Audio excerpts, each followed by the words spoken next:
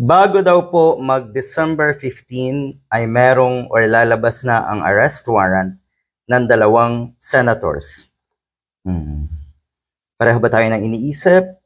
Kasi alam naman natin kung sino yung mga senators na may nakasampang kaso ngayon at kinasuhan na nga ng ombudsman. Siguro alam nating lahat yon. Pero ilan ba yung senators na sinampahan ng kaso kamakailan? 6, 8 ata. So sino yung unang dalawa? Yung unang dalawa na mukhang magpapasko ang pamilya na malungkot. Pero yan ba ay deserve ng mga family nila na mag-celebrate ng Christmas nang wala yung kanilang mga mahal sa buhay? Siguro deserve. Alam din naman siguro nila kung ano yung ginagawa ng mga senators na ito. Alam ng mga pamilya nila kung gaano garapal itong mga senators na ito. Dalawa daw. Yan po ang tinuran ni Ombudsman Boying Rimulya. Ito yun, no?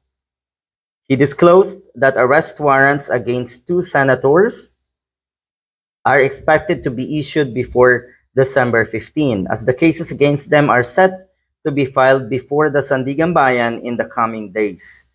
So, siguro doon sa mga senators na may kaso na nga sa Ombudsman, sila ba ay iniisip ba nila na sila yung dalawang senators na yon? Yun lang, ang problema dito, posibleng ang magtago na etong mga to. Posibleng magtago na. Katulad ng ginagawa ni Bato de la Rosa na mukhang mas naniwala. Naniwala si Bato na naandyan na nga yung warrant of arrest dahil siguro totoo talaga yon. Pero yung mga diehard na nasa paligid ni Bato, hindi naniniwala. Ba't nagtatago? Yun kasi yung malaking katanungan. At mukhang pati itong si Bongo ay nagtatago na rin daw. Dahil madalas ay hindi na rin nakikita sa Senado etong si Bongo.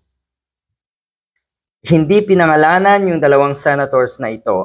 However, among those previously linked to the alleged flood control corruption scheme are Senators Estrada, Villanueva, Escudero, Bong Revilla, and Grace Poe. Sino kaya dito sa 5 binanggit na ito ang hindi magpapasko with their families? Sino kaya dito?